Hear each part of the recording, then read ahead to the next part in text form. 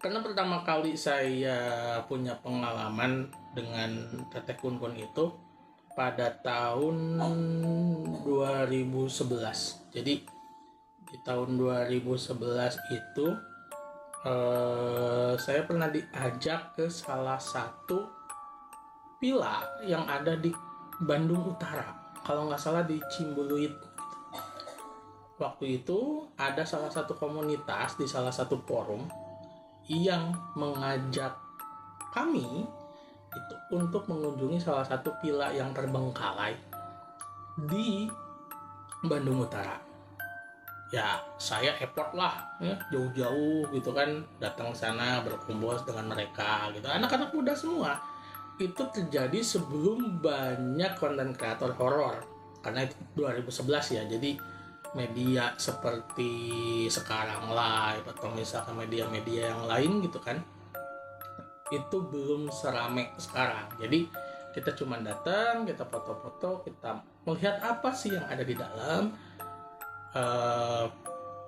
dan ya udah kita cuma dokumentasi foto aja gitu.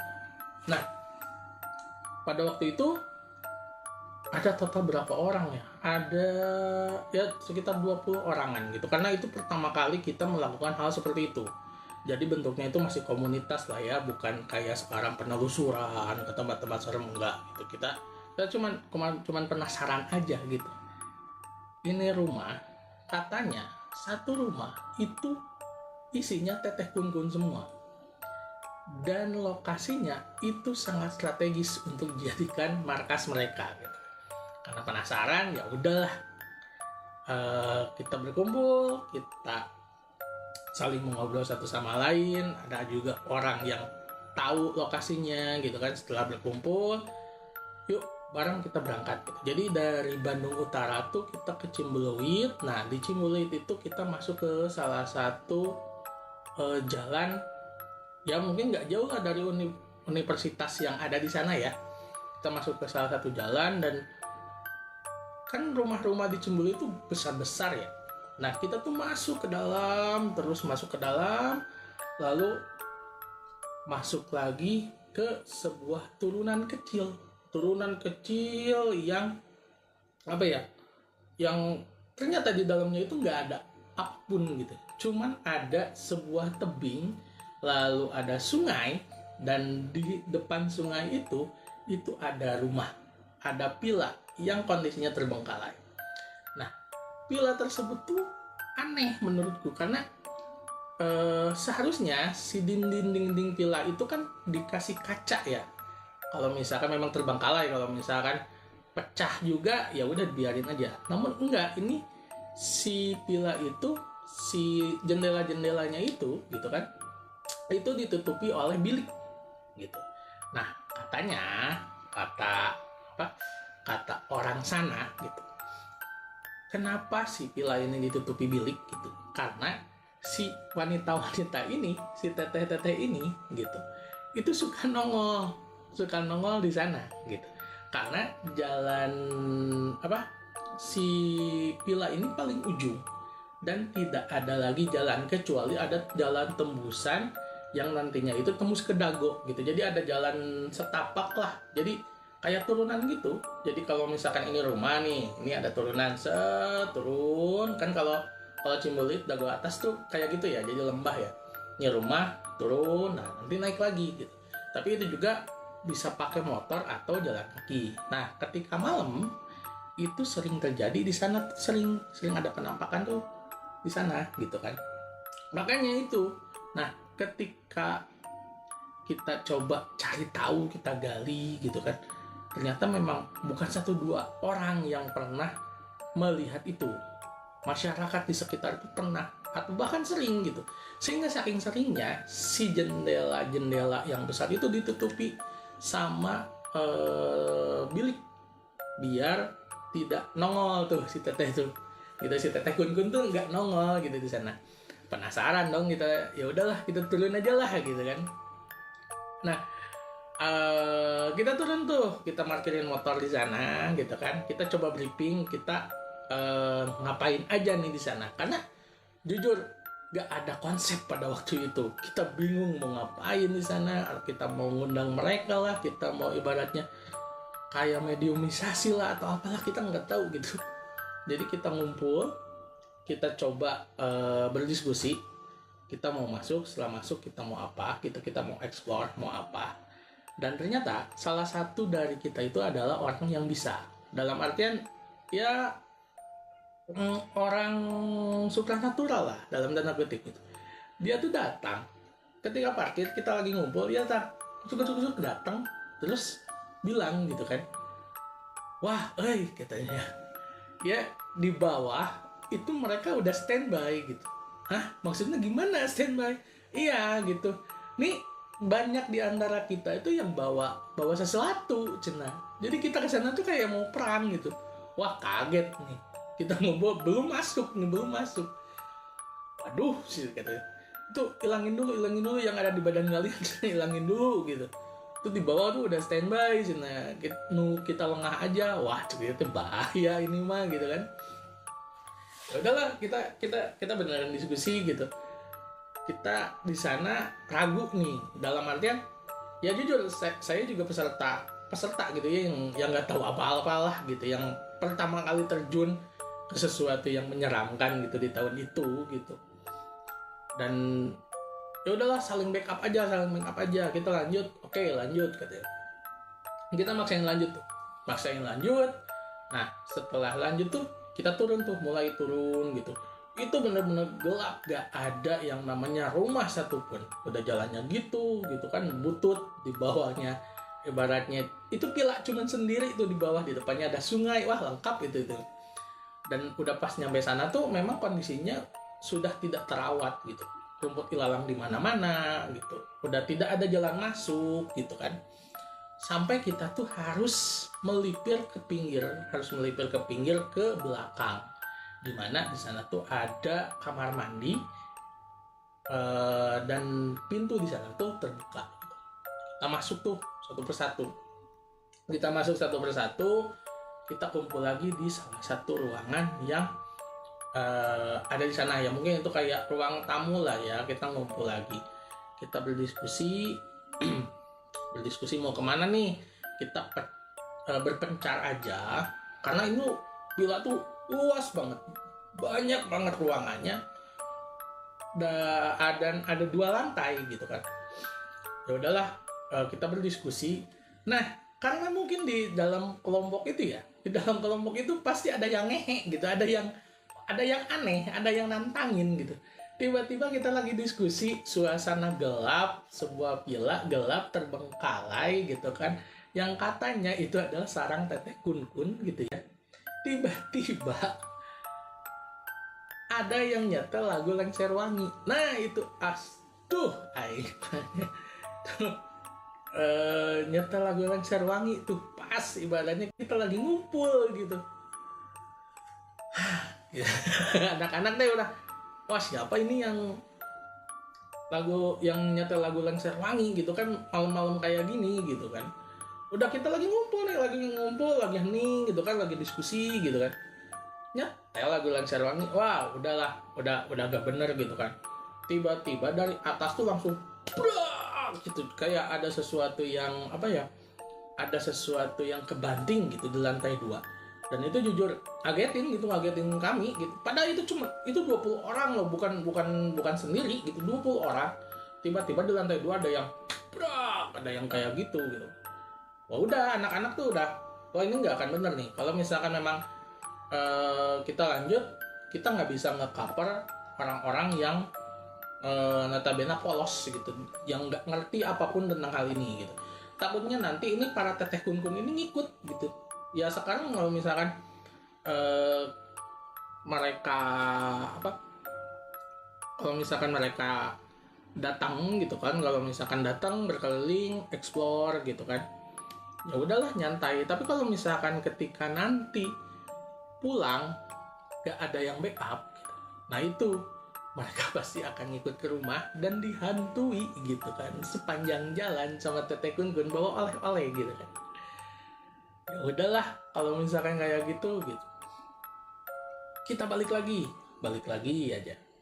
kita balik lagi gitu kan ke atas, kita balik lagi ke atas, kita negosiasi lagi, ini gimana nih, tetap lanjut ke bawah atau gimana? Sambutannya udah gak bener nih, pertama masuk aja udah kayak gini gitu. Udahlah, pecah aja. Kalau misalkan yang mau turun, kita turun lagi, tapi dijaga. Jadi ada satu orang, ada beberapa, kita pisahin, ada beberapa orang yang bisa, ada yang ya saya kayak saya gitu, tim hore gitu kan. Nah kalau ketika orang-orang yang bisa ini nih, itu nge-backup dua atau tiga orang gitu kan. Nah setelah itu baru kita turun tuh, kita masuk berlima atau berenam gitu, dengan ada seseorang dari yang bisa metafisik untuk nge-backup mereka semua, karena takut ada apa-apa di dalam sana. Ya udah, kita dibagi kelompok, saya sendiri masuk lagi ke dalam gitu, dan suasananya ketika kita masuk cuman berenam gitu, wah itu beda banget. Ketika masuk tiba-tiba seng gitu kan, ada wangi melati yang ngedadak muncul. Bingung kan, perasaan tadi nggak ada yang kayak gini gitu, tapi kok langsung muncul gitu melati gitu kan. Wah ini udah nyambut nih, ini teteh-teteh udah mulai nyambut nih. Ya udahlah, setelah itu kita explore tuh. Jadi ada ruangan besar yang tadi kita kumpul, lalu ada ruangan-ruangan lagi. Jadi kayak kotak itu, ini rumah gitu kan. Nah lurus itu ada ruangan tengah, ruangan depan, ada juga di belakang kamar, terus ada halaman belakang, ada juga kamar mandi. Nah setelah kamar mandi itu ada tangga ke atas, dan di atas tangga itu di lantai 2 itu isinya kamar-kamar. Emang udah kayak kosan itu, udah kayak kosan ketika ke atas.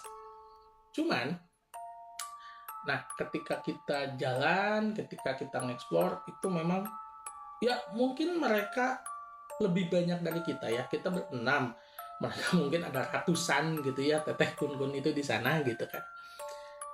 Itu bener-bener jadi gimana ya, bau melati yang saya cium itu bukan bau melati yang ini apa, yang kayak parfum gitu, tapi sekilas kayak saya lagi jalan nih, terus ada cewek jalan gitu, seng hiliwil, nah si wangi melatinya itu lewat gitu, si wangi melatinya itu lewat, dan itu kecium, bener-bener kecium.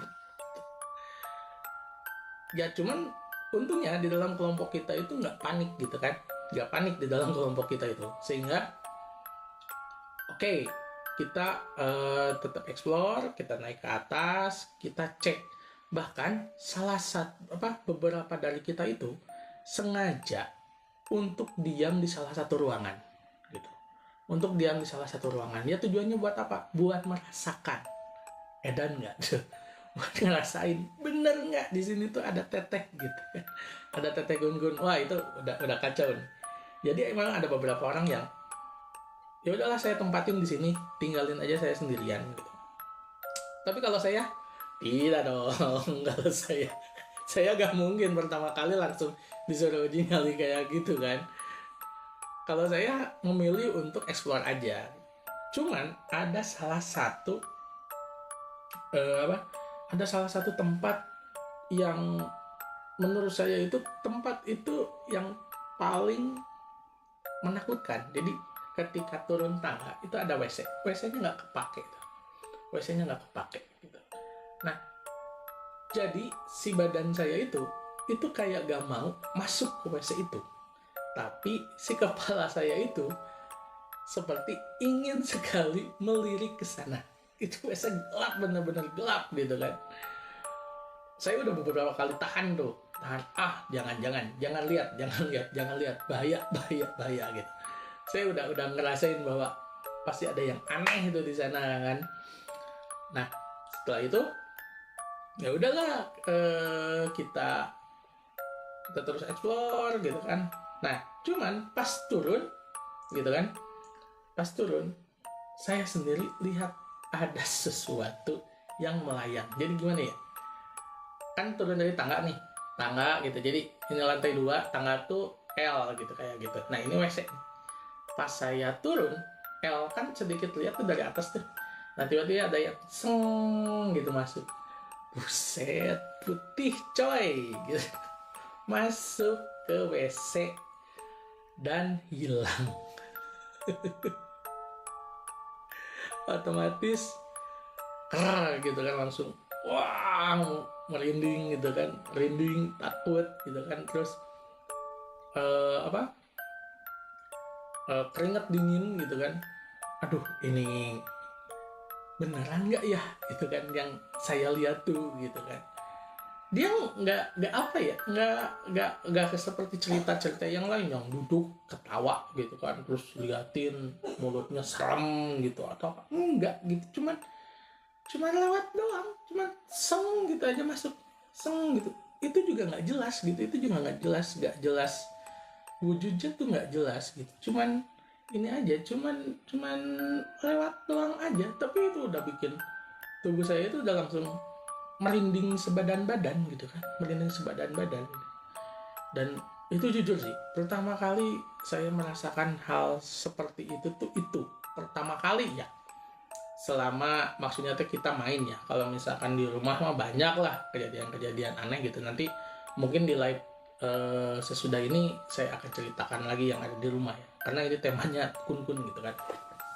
Nah setelah itu teman-teman yang dari atas tuh pada turun lagi tuh ke bawah.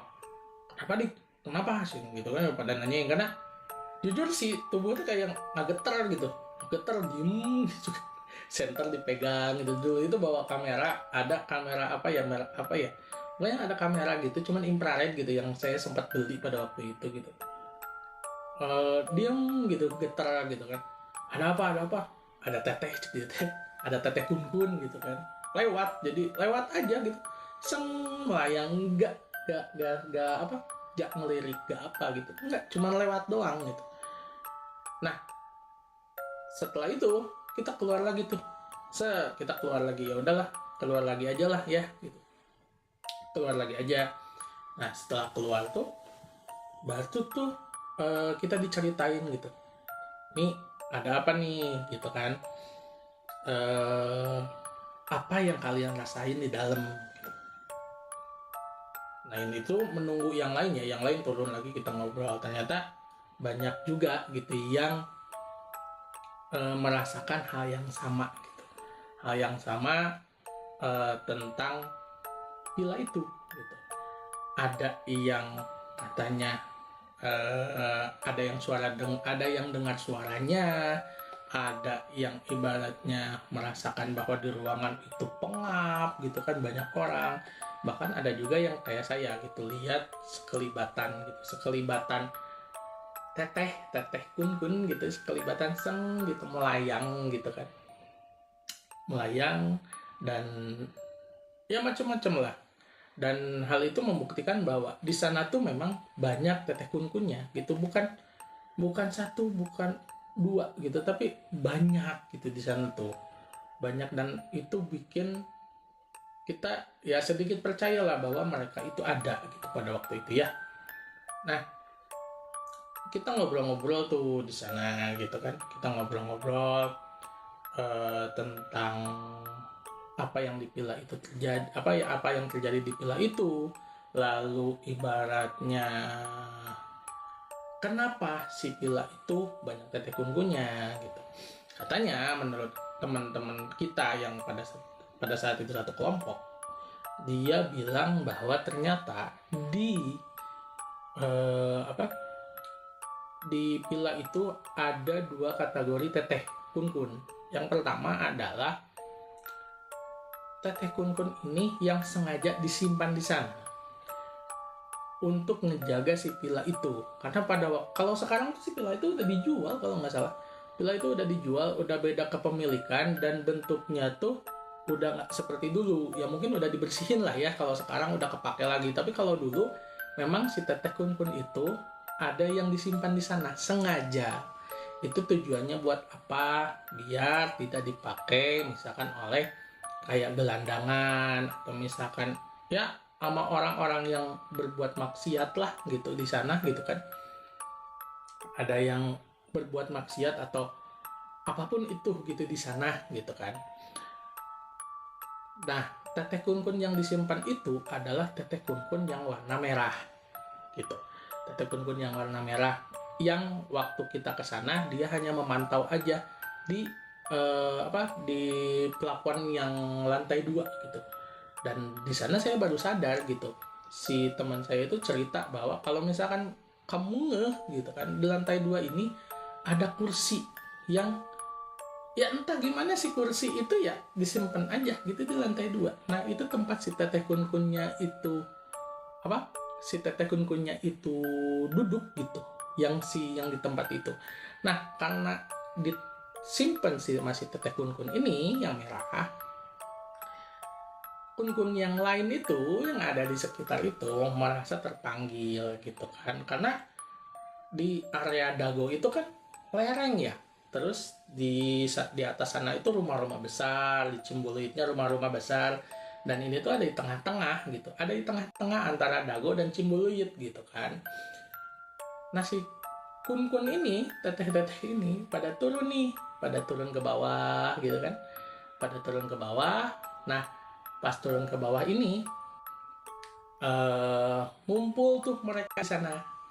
Mereka ngumpul di sana, terus ibaratnya mereka ya ibaratnya membentuk suatu kos-kosan isinya kunti semua gitu kan. Ngebentuk kosan gitu, intinya kunti semua. Mungkin mereka nyaman gitu ya, isinya cewek semua. Bentar, kopi dulu. Ya, yang mau masih kopi silahkan ya. Nah, nyaman mungkin karena cewek semua. Ya karena ya yang namanya manusia juga, kalau misalkan cewek udah pada ngumpul kan rame gitu. Cuman ini bedanya kuntilanak semua gitu. Kunti semua. Ini yang ngumpul di satu pila itu ya, nggak ada makhluk lain, isinya teteh kun semua gitu kan.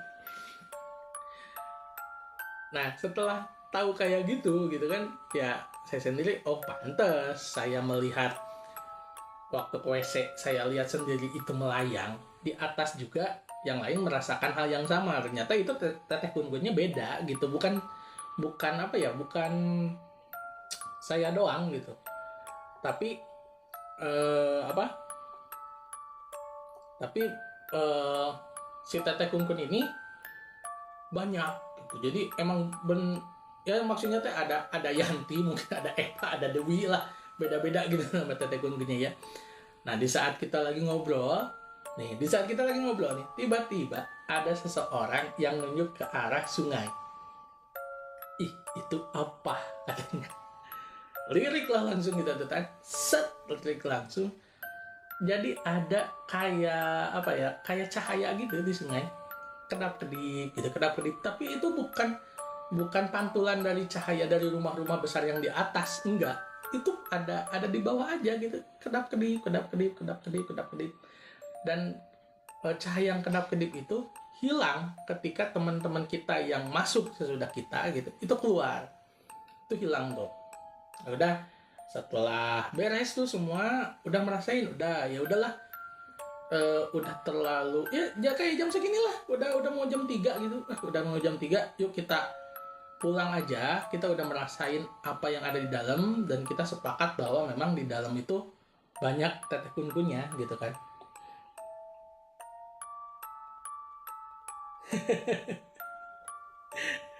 Di mana langsung lihat kun-kunnya? Coba di mana?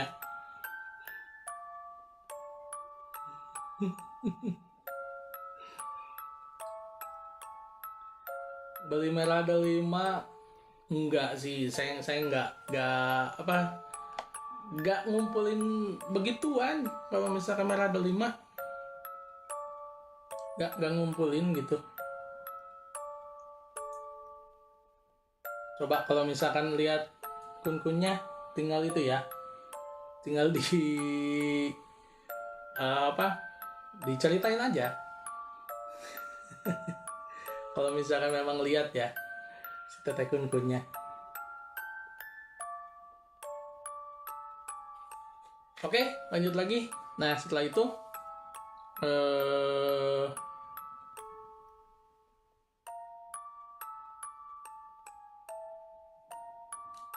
itu barulah kita kumpul lagi di tempat semula, gitu kan. Kita kumpul lagi, kita berkelompok lagi. Nah, setelah kita mau pergi, nah ini nih gongnya nih. Setelah kita mau pergi, tiba-tiba ada suara tertawa Teteh Kun yang bener-bener yang terdengar sampai 20 orang ini langsung melirik kembali ke villa tersebut gitu.